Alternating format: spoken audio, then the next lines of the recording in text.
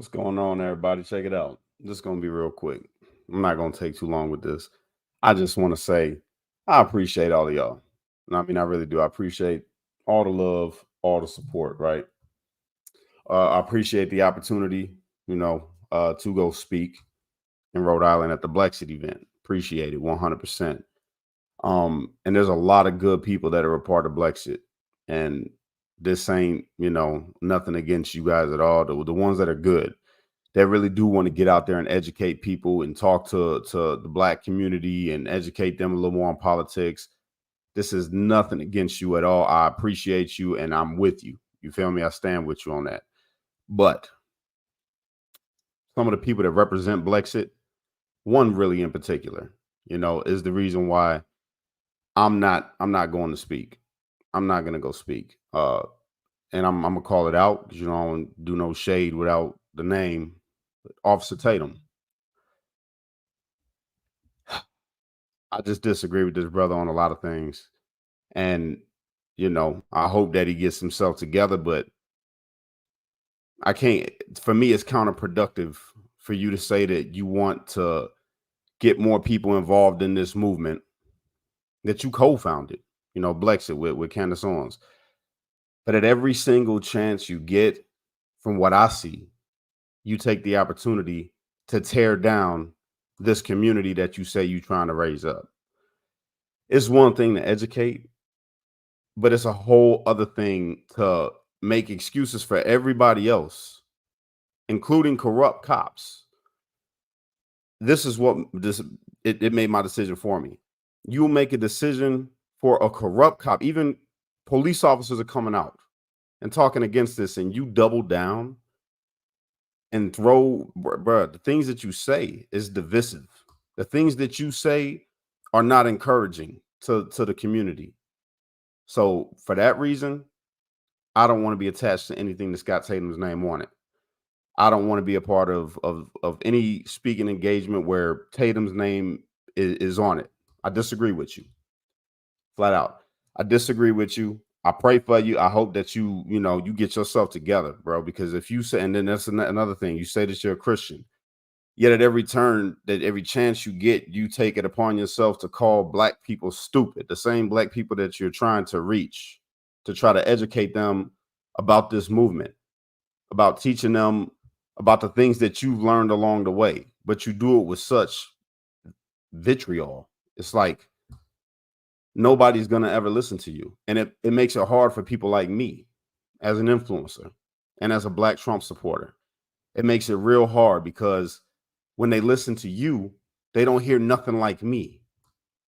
The unity, the upliftment, the encouragement. You know what I'm saying? It's okay to call out something that is wrong in the Black community. 100%. I stand with you on that all day long. We could call out the crime. We could call out all of that. But you have to be fair. You have to call out wrong on all sides. Because when you don't, a person who may have been receptive to hearing you will hear you talking about something else. And I'm going to use the specific one that really just set me off over the top today, was hearing your opinion about the shooting in Springfield, Illinois. And you doubled down. If I was a person that wasn't as educated as I am, and I was thinking about joining the Republican Party or backing Trump, I would be enraged. I'd be like, oh, hell no, this is who represents y'all? Look at what he just said. And everybody, so basically you just come out and say this. You're not for uplifting or teaching the Black community about anything. You are pro-police. Just say that in every instance. You're just pro-police. Just be real about who you are.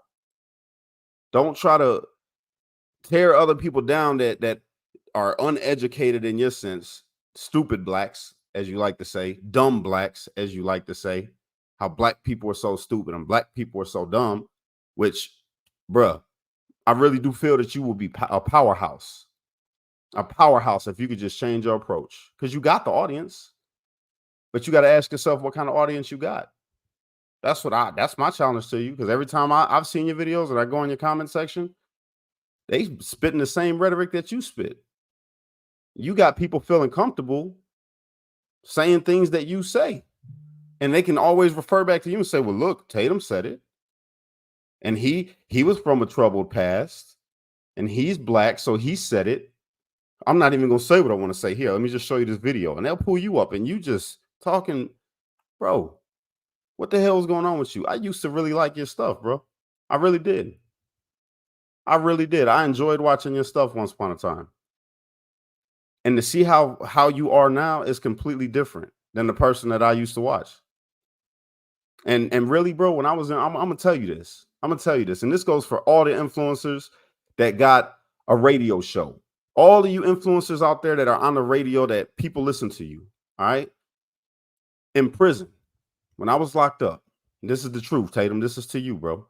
When I was locked up, I was excited when I found that you was on the Salem network.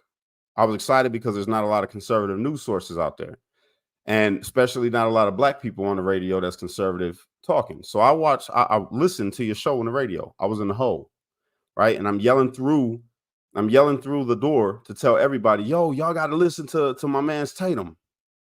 This is the true story. And they're like, well, what channel? So I ended up giving the station. I was like 580 or something like that. And in Lewisburg. I think it was Lewisburg. And they listened. And you know what they said? This is what a whole bunch of black people said, bro. And I'm listening, and I was pissed off at what you were saying. It was the show where you had a brother from Gary, Indiana call into your show. It was the show where you was praising white people, literally praising white people, and literally saying that black people are stupid. It was repeated over and over and over on that show, bro. You are keeping up this racial divide shit, bro. And you're giving people reasons to say the things that they say about you, man. And now to the point where even I've given a lot of grace in listening to you, because I'm like, yo, he's a kid. The brother changed his life around. He's got a different perspective. But bro, it's becoming toxic. Your stance is becoming toxic, and it's not helping people switch their minds about the conservative movement, about MAGA. What are you doing? What are you doing? And then another thing I noticed, and everybody can go and look this show up, when the brother from Gary, Indiana called in, you were so dismissive to him, and he was praising you.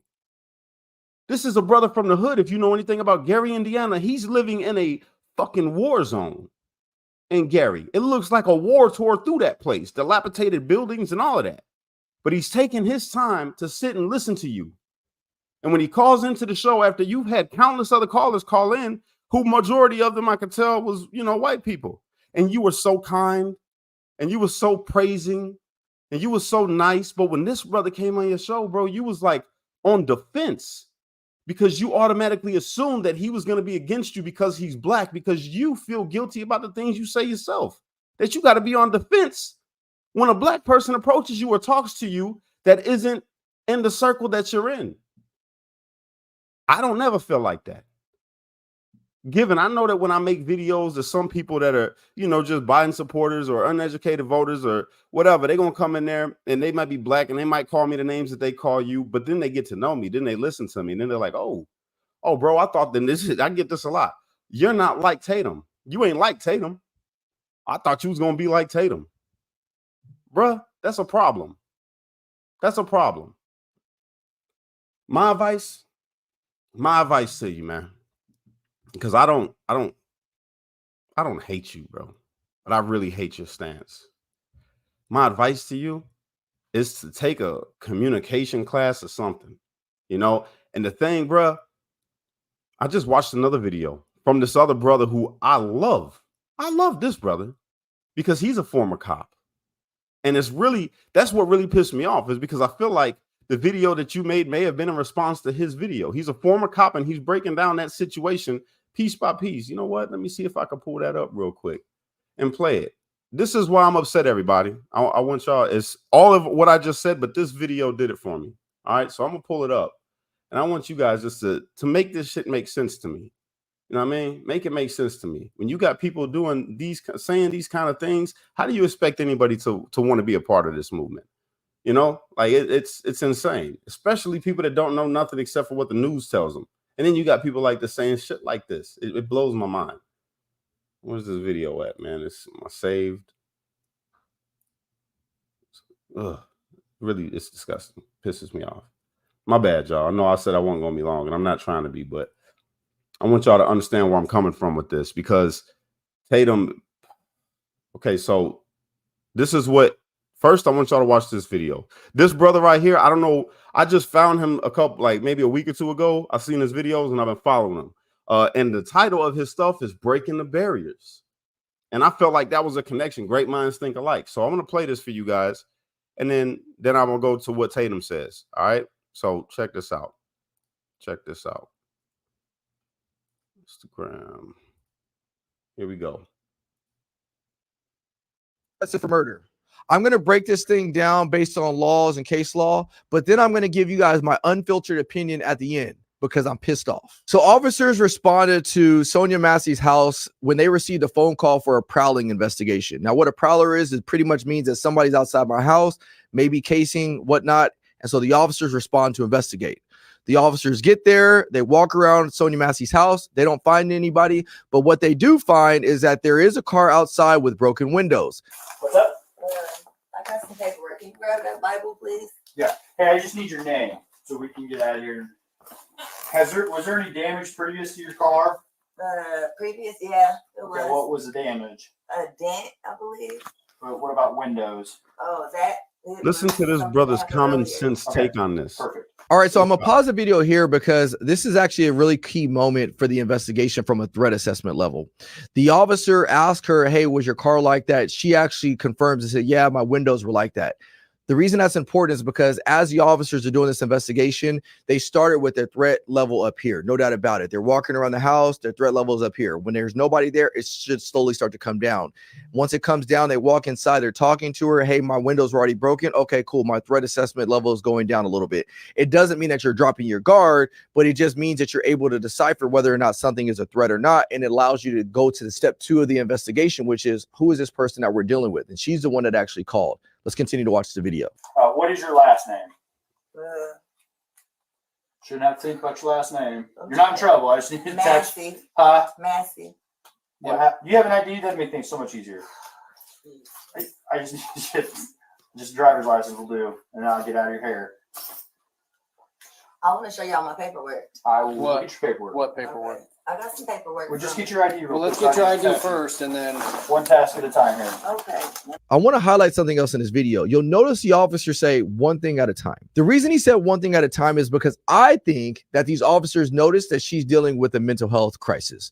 Is there anything else I can do for you? No, sir. Okay. okay, all right. Doing all right mentally? Yes. Anytime I've been trained, when you're dealing with a person who's going through schizophrenia, bipolar, whatever it is, there's a lot of things going on in their head. And so you have to let them know, let's focus on one thing at a time because they can't think clearly. So that gives me the impressions that the officers were under the assumption that she was dealing from a mental health crisis. Keep in mind, at this moment in the investigation, the officers aren't necessarily investigating a crime at this point anymore. What they're really doing is they're conducting an assessment of a 5150, is what we call it here in California, which is a mental health hold. And in order to meet that criteria, a person has to either be gravely disabled, a danger to themselves, or a danger to others. And if they don't meet those 3 criteria, then yeah, they could be mentally ill, but it doesn't give you the lawful authority to remove them from their home. So that's the only thing that they're investigating up until this point, if you ask me, and that's only based on my training and experience. And then you can dig around for your paperwork. I don't know where my ID is. You have, Yes, Right Michelle. there, maybe. 1 second. check on her. Let me get this. No, we don't need a fire while we're here. Right. Right.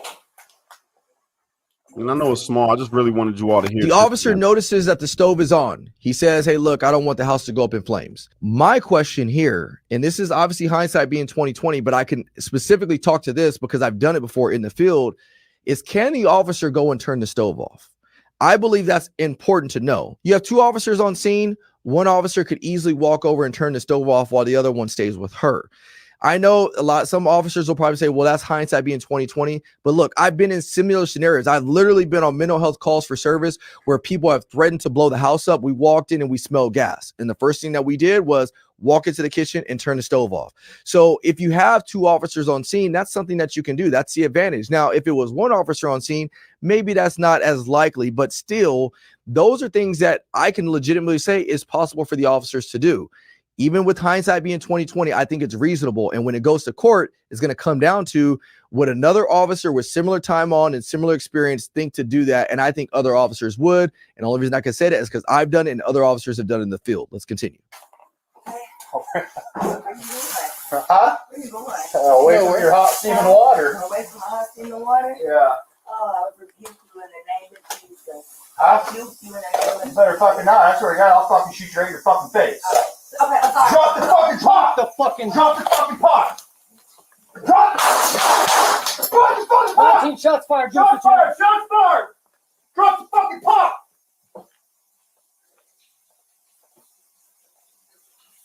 Bring EMS now. We got a headshot wound to the female. My personal opinion is I think the officer was wrong. I think that this situation could have completely been prevented. The officer, one, allowed her to go into the kitchen and grab the water. But at the end of the day, you're dealing with boiling water. Now, I'm not to say that boiling water can't cause serious bodily injury, which is important. It's an important element of the case law for us to utilize reasonable force or deadly force. Is a person going to cause serious bodily injury and or death? So can boiling water cause serious bodily injury? Yes. But what we have to keep in mind is these officers not only had distance away from her, but they also had a barrier in between them. And let's not forget the fact that they also had the ability to retreat. If the officers were there to arrest her, the case law and the penal code here in California says that we don't need to retreat. So that basically means that if I was arresting a person, I know I'm going to arrest them. If somebody is trying to cause harm against me, I don't need to retreat, and I can utilize the effective or appropriate force necessary to prevent escape, overcome resistance, or affect the arrest. Agreed, I can do that. But in this scenario, they're not affecting an arrest. And so you can't necessarily stand on that case law and that penal code because you're not arresting her. So can the officer retreat? Yes, he can. She's not causing any immediate danger or harm to anybody else. And presumably it doesn't look like there's anybody else in the apartment. I can't be certain about that, but it looks like there's nobody else in the apartment. The officers have time on their side. So who's to say they can't just step out of the apartment, even talk to her from the doorway and see if you can negotiate and talk her down. And once the moment that water is out of that bucket or she's away from it, now you can reassess and figure out how you deal with it. So I believe the officer created the exigent circumstance, causing him to utilize deadly force. And this scenario, I don't believe it was justified, which is why he was fired and which is why he was also charged. One other thing that I want to highlight is this actually comes to us from Penal Code 835A, which is a penal code here in California, but a lot of its elements of the penal code and statutes come from federal law and case law like Graham versus Connor. So keep in mind, it may vary from state to state, but it's pretty consistent. It says a threat of death or serious bodily injury is imminent when, so this is when it's imminent. Based on the totality of the circumstances, a reasonable officer in the same situation would believe that a person has the present ability, opportunity, and apparent intent to immediately cause death or serious bodily injury to the peace officer or another person. A imminent harm is not merely a fear of future harm, no matter how great the fear and no matter how great the likelihood of the harm, but is one that from appearances must be instantly confronted and addressed. And I think that is what's so critical, because in this scenario, given the space, given the barrier in between the officer, we have to ask that question, is this imminent? And if it's not imminent, then I don't believe the officer is going to be justified in his use of that lethal force.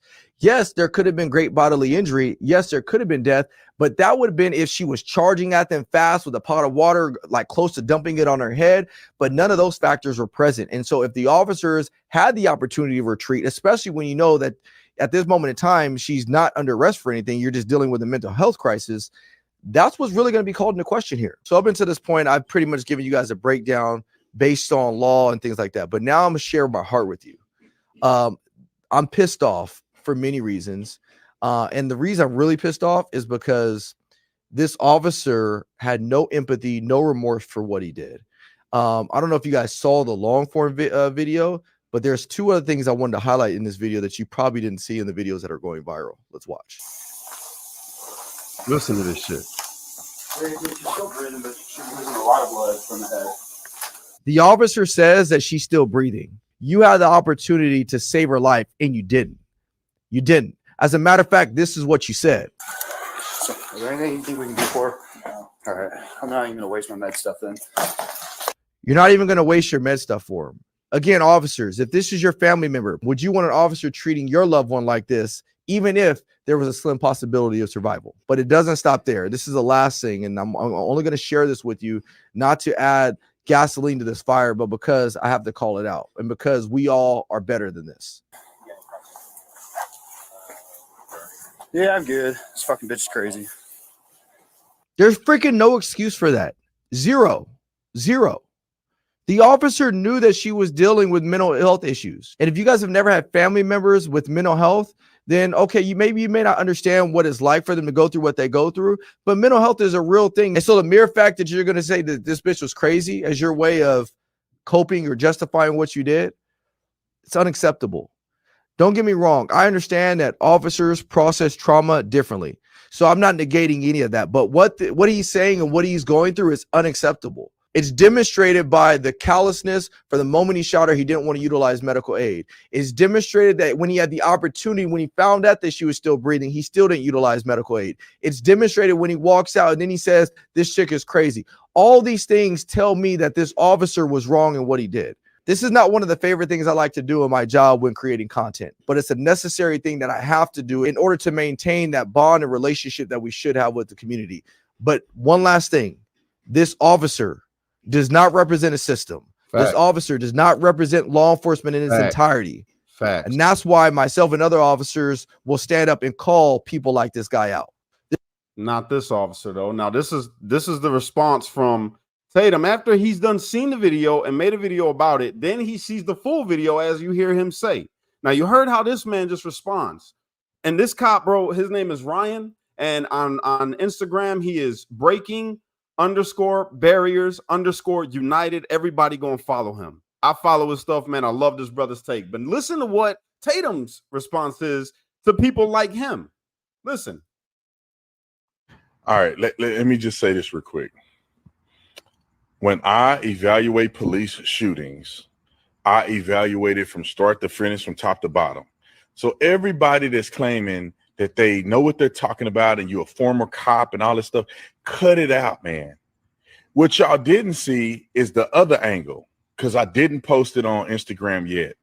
So I'm going to post the other angle where you can see this woman with the pot in her hand throw the freaking stuff at the cop right before she gets shot.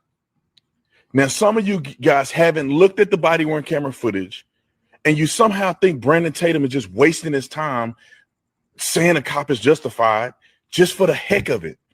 I just get so mad. I just frustrates me with these people that say, I'm a police officer and I disagree with you. You didn't even watch the video. Market him. And he did watch the video. See, that's what I'm saying. So when I make this video telling y'all why I'm not going to speak. I'm not going to go. I'm not flying to Rhode Island, and I'm not going to speak for Blexit. I'm not doing this. I'm not doing it. I appreciate the offer because I know, like that Ryan said in his video, I know that Blexit is not reflective of Brandon Tatum, but personally for Cash Kelly, see, I'm really out here and I really talk to people on a daily basis. I really do have a community that knows me. I don't want to be associated with Brandon Tatum. So for everybody that was expecting me to be in Rhode Island, you could thank Brandon Tatum for me not being. I just don't want to be around him. I don't want to be connected to him. Not until he could fix himself. You got to really do some searching, bro. You think that this social media fame that you got has gone to your head to where you think you are the tell-all be-all to cops, and then mocking other officers who have a decent take, unbiased take as a police officer on the situation. I really feel like you should be replaced, bro, because you've done lost your way. You are not about unity. You are not about uplifting the black community that you so viciously talk about all the time in a negative way. You're not about healing relations between the police and the civilians, like how this other officer is. I say that they need to put Ryan in your place. That's what I think, or elevate him to a place that is beyond, to be honest with you, because that brother had a real good take, bro. And he made it simple and told everybody, look, this is not reflective of the whole police. This is not who we are. He made a distinction between us and them, good officers and bad officers. Your problem is you will defend bad officers until your dying breath and call black people wrong, even if they aren't. You will side with the police. And I understand why. I get it. I get it. You like your fame. You like the paycheck that you get from these conservative people that employ you, that have you saying whatever it is that you say and make you take the stance that you take. You're a performer. At this point, you are a performer. You're no different than a Cardi B. You're no different than Plies for the left. You're just the exact same thing for the right. And it's not the real right. It's not real MAGA that you're representing. You represent the ideology of the people that get talked about on the right, if you know what I mean. You're basically, I gotta say it, you are basically motherfucking Samuel Jackson and Django, bro. That's really what you are. That's what it is. You hating on this brother's video, hating on this brother's take, the supposed police officer, which he was a police officer, just like Samuel Jackson hated on Django when he came riding on the horse. Who's that nigga on that nag? That's you. Who's that nigga on Instagram? That's you. Fix yourself, man. Everybody in Rhode Island, I'm sorry that I won't be there. I love y'all. There'll be other events. There'll be other conservative events that I'll be speaking at, I'm sure. You know, we getting the ball rolling again. But I do need y'all's help to share my videos. So if y'all could do that, that'd be great. Help me get my following back. Everybody's still just realizing that I'm home. But yeah, this is going to be the things that I'm talking about. Real issues. Real issues. That shit. And we're not going to take sides because that's not what MAGA does. It's not what Trump does. You see, Trump didn't do that. When they were trying to put Project 2025 on Trump, what did he say? I don't know who these people are. Some of the shit that they say is crazy, and I disagree. It's abysmal. It's small. He didn't just side with them because they're conservatives. Stop that. We got to stop that. We ain't the left. Stop that. We don't just side with somebody because they're on our side. That's not what we do. We stand for what is right and what is true. Period. And that's my take. I appreciate y'all. And again, Blexit, I know that you are not Brandon Tatum. I get that. I want to say that very clearly. Love Blexit, love the movement, love what you guys are about, and I appreciate the offer. I really do. But I can't do that one. All right. I appreciate you guys. Thank you for listening. Please share the video and like the video. Y'all have a good day.